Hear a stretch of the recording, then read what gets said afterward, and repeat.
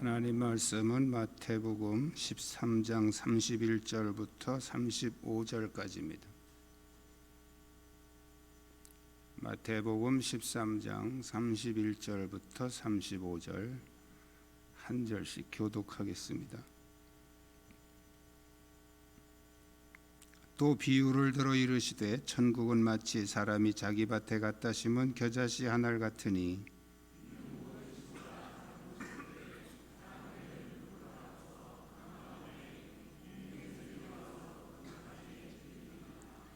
또 비유로 말씀하시되 천국은 마치 여자가 가루 소말 속에 갖다 넣어 전부 부풀게 한 누룩과 같으니라.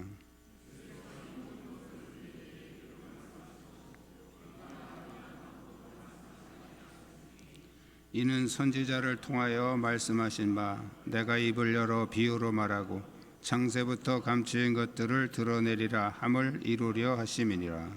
아멘.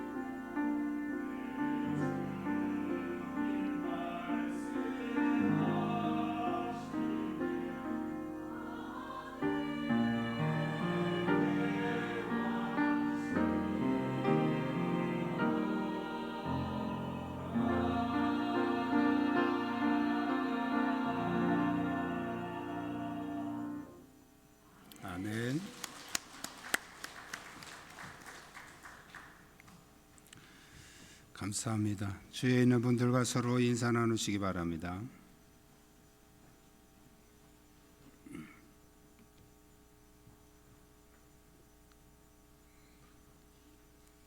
마태복음 13장에서는 천국에 관한 7가지 비유를 이렇게 모아놨는데 그 중에서 오늘 세 번째, 네 번째 천국에 관한 또 다른 특징을 비유를 통해서 말씀하셨습니다. 오늘 비유를 통해 말씀하신 천국의 비밀은 천국이 어떻게 확산이 되고 누구를 통해서 확장이 되느냐, 그것을 이렇게 비유로 말씀을 해주고 있습니다. 우리 한번 따라하시겠습니다. 천국은 생명력 있는 자를 통해 확장됩니다. 예수님이 천국에 관해서 말씀하신 세 번째 비유는 우리가 잘 알고 있는 겨자씨 비유입니다. 겨자씨. 지난주에도 제가 말씀을 드렸지만 여기서 예수님 말씀하시는 이 천국이라는 개념은 예수님 재림하시고 나서 영생하시는 그 하늘나라를 말하는 것이 아니고 지금 현재 우리의 삶의 현장에서 일어나는 영적인 영역을 말하는 것입니다. 겨자씨는 아주 작은 씨앗이죠. 그래서 이 겨자씨 비유는 아주 작은 것이 크게 된다는 것을 이렇게 강조하고 있는 말씀입니다. 겨자씨를 보신 분도 계시겠지만 그 성지순례에 가서 이스라엘 쪽에 이렇게 가면 겨자씨를 이렇게 몇 알씩 코팅을 해서 겨자나무 그림하고 이렇게 코팅을 해서 팝니다. 근데 그 진짜 작습니다.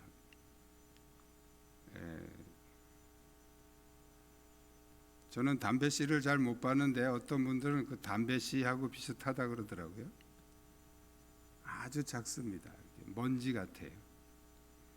눈 안 좋은 분들은 잘 보이지 않을 정도로 이렇게 작습니다. 근데 오늘 본문에서 예수님이 이 겨자씨는 모든 씨보다 작은 것이로되, 모든 씨보다 작다. 그러니까 이 세상의 그 식물의 씨앗이 굉장히 다양하게 많은데 특히 겨자씨는 모든 씨보다 작다 할 정도로 그렇게 아주 작은 씨앗입니다. 그런데 자란 후에는 풀보다 커서 나무가 되매 공중의 새들이 와서 그 가지에 깃들이느니라. 이 나무가 돼서 새들이 깃들인다 하는 이 표현 때문에 이렇게 여러분들이 그 무슨 참나무나 소나무처럼 뭐 이렇게 생각을 하시면 안 됩니다. 이 겨자씨 나무는, 겨자나무는 최고로 커야 한 3m 정도 자라는 1년생 식물입니다. 그러니까 3m면은 여러분 아파트 1층이 그게 한 3m 정도 되는 높이입니다. 그러니까 뭐 별로 크지도 않은데 뭘 그걸 크다고 그랬나 그렇게 생각하시지만 지금 예수님은 여기서 그 나무 사이즈를 얘기하려는 게 아니고 이 씨앗과 그 나무와의 그 비율을 말하는 겁니다. 비율적으로 보면 그 씨앗은 아주 작은 것인데 그 씨앗에 비해서 이 나무는 굉장히 크다는 것을 강조하고 있는 것이죠.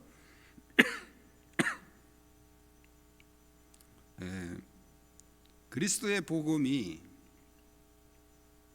처음에는 이 예루살렘에서 정말 겨자씨 하나만한 그렇게 작게 시작이 됐지 않습니까? 그렇지만 결국은 전 세계로 이렇게 확산이 되어져 갔죠. 자, 이것은 이제 전체적인 것만도 그렇지만 우리 안에서도 마찬가지라는 거예요. 중요한 표현은 여기 사람이 자기 밭에 갖다 심은 겨자씨 하나입니다. 자기 밭에 갖다 심은 겨자씨.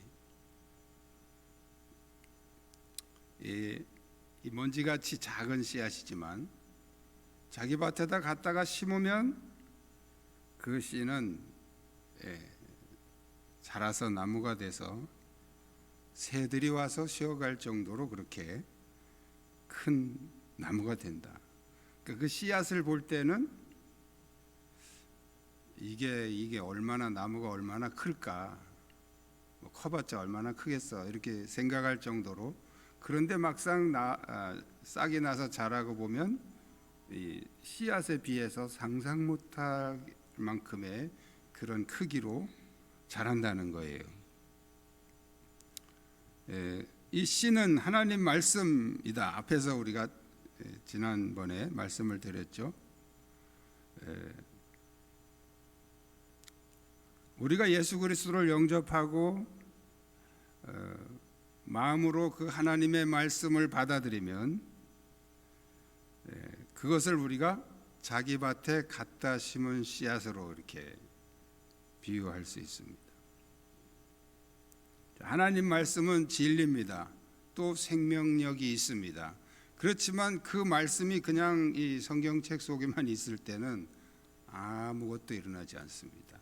이 말씀을 자기 밭에 갖다가 심으셔야 돼요. 할렐루야. 이것은 단순하게 듣는 것을 넘어서 그 말씀을 나의 삶에 적용하고 내 것으로 만든다는 거예요.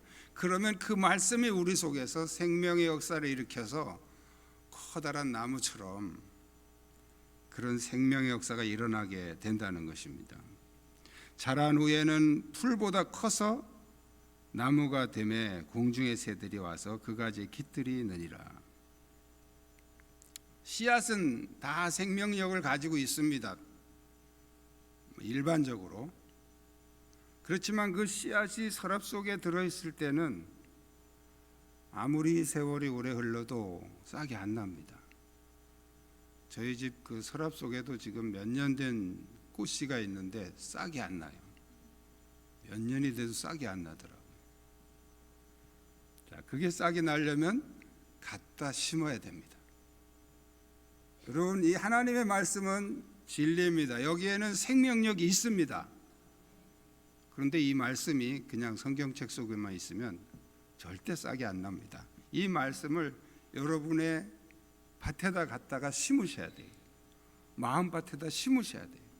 그래서 그 말씀이 내 것이 돼야 되고 나의 삶이 돼야 되고, 그럴 때 그 말씀이 우리 속에서 이 겨자씨처럼 놀라운 생명력을 일으키게 되는 것입니다. 자, 그 천국은 바로 이런 생명이신 예수 그리스도를 영접하고 그 말씀을 마음에 갖다 심은 사람들을 통해서 천국이 확장이 된다는 거예요. 여러분 안에 이 생명의 능력이 회복되시기를 축복합니다. 영적인 생명이 회복이 돼야 돼요. 그럴 때 그 사람을 통해서 하나님의 나라가 확장이 되는 것입니다. 두 번째는 이제 네 번째 비유죠. 이 네 번째 비유는 누룩의 비유입니다. 우리 한번 따라하시겠습니다. 천국은 변화된 자를 통해 확장됩니다. 예수님이 네 번째 천국에 관한 네 번째 비유로 말씀하신 것은 누룩의 비유인데요. 이 누룩의 비유를 통해서 예수님이 말씀하시고자 하신 의도는 전혀 다른 기질로 변화시킨다는 것을 강조하고 있습니다.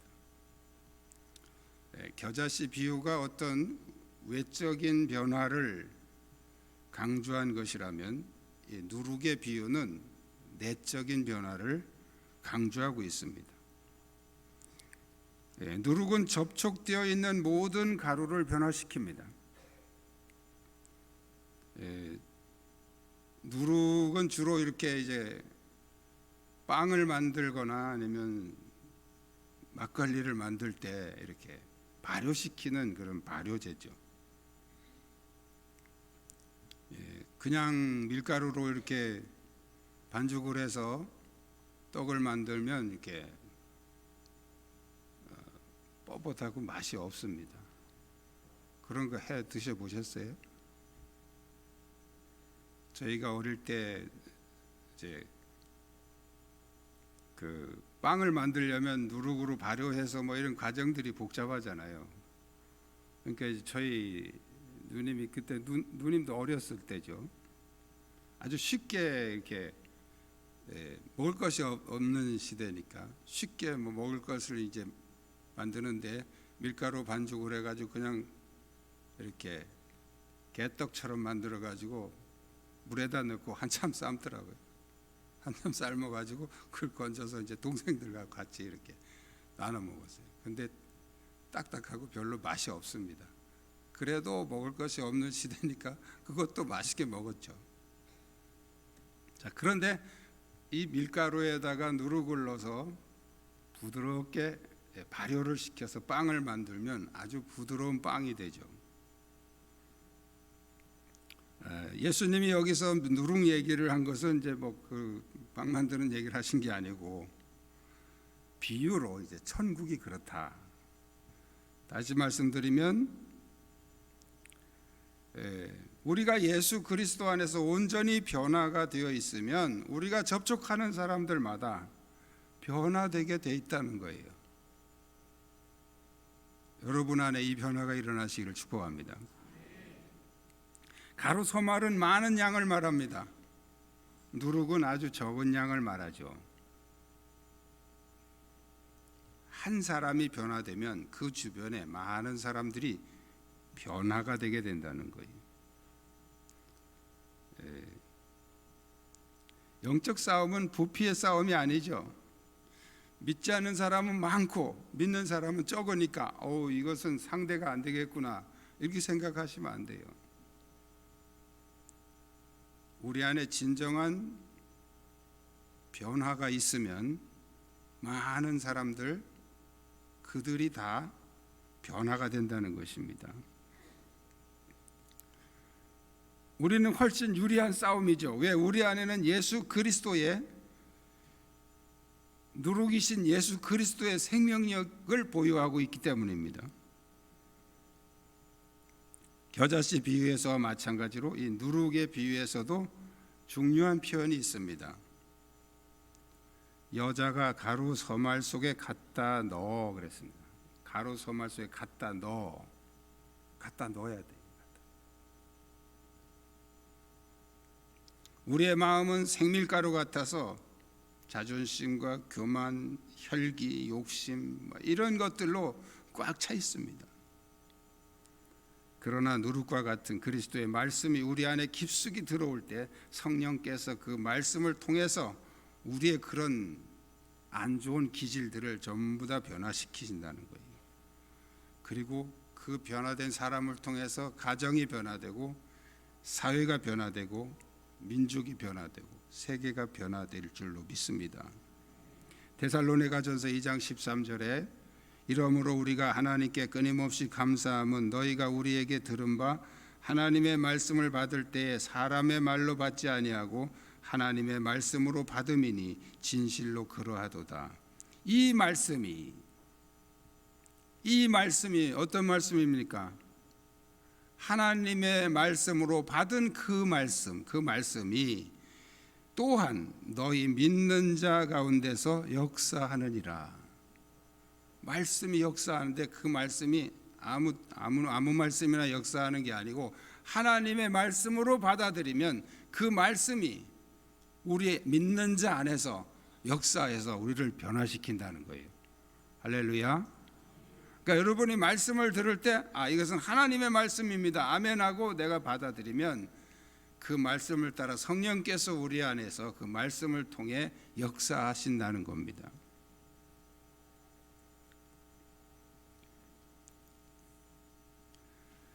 그러므로 우리가 성령으로 온전히 변화되었다면 내가 가는 곳에 내가 만나는 사람들에게 놀라운 변화가 일어나는 것이 정상입니다. 아멘. 그렇지 못하면 우리가 그런 생명의 능력이 없으면 우리는 세상에게 밀리게 돼요. 밀려서 어떻게 됩니까? 밟히게 되죠. 소금이 그 맛을 잃으면 밖에 버려져서 사람들에게 밟힐 뿐이니라. 여러분, 기독교가 왜 밟히는지 아십니까? 맛을 잃어서 밟히는 거예요. 여러분이 주변에 다른 사람들에게 아무 변화를 주지 못하고 아무 감동을 주지 못한다면 맛을 잃어서 그런 거예요. 영적인 맛을 잃어버렸어요.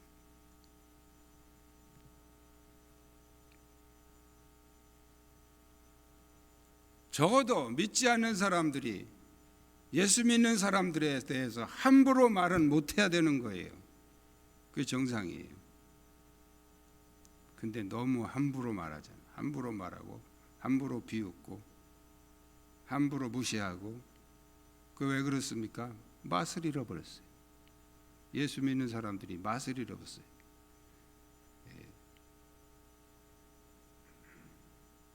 그러니까 밟히는 거예요. 세상 사람들은 원래 그래. 원래 그렇죠. 그렇지만 적어도 그렇게 함부로 밟는 거는 내가 맛을 잃어버렸다는 걸 깨달으셔야 됩니다. 내가 다른 사람을 감동 주지 못하고 영향 주지 못하면 반대로 그 사람들이 나에게 영향력을 행사한단 말이죠. 빛이 지배하지 못하는 영역에는 어둠이 지배하게 되어 있습니다. 똑같은 거예요. 따라하시겠습니다. 내가 변화되지 않으면 세상이 나를 변화시킨다.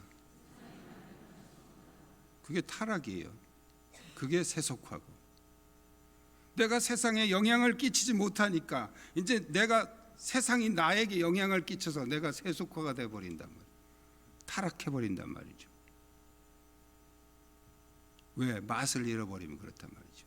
내가 하나님 앞에서 온전히 변화가 될 때 나를 통해서 다른 사람들에게 영향을 끼쳐야죠. 적어도 믿지 않는 사람이 얘는 함부로 하면 안 돼, 그런 생각을 할 수 있어야 됩니다. 얘는 뭐 별별 없네, 그냥 막 무시하고 막 비난하고 막 그렇게 사시면 안 됩니다. 혹시 누가 세상 사람들이 나를 너무 무시한다 그런 느낌이 들거든, 내가 맛을 잃어버려서 그렇구나. 빨리 그 맛을 회복하십시오. 어떻게? 성령으로, 말씀으로 변화돼야 됩니다. 누룩처럼 변화가 돼야 돼요.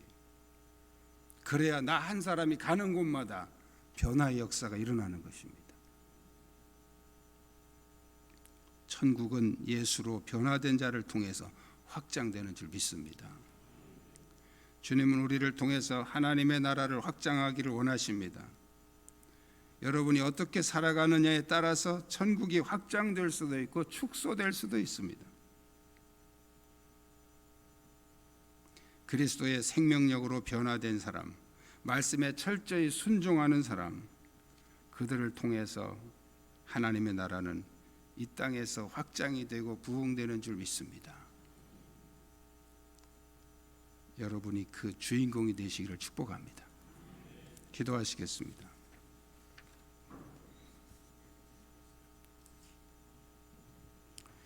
주님은 우리가 생명력 있는 믿음으로 그리고 변화된 믿음으로 천국을 확장시키는 주역이 되기를 원하십니다. 주여, 나에게 성령으로 충만하게 하셔서 그리스도의 생명으로 천국을 확장시키는 능력을 주시옵소서. 오늘 말씀 붙잡고 함께 통성으로 기도하시겠습니다. 살아계신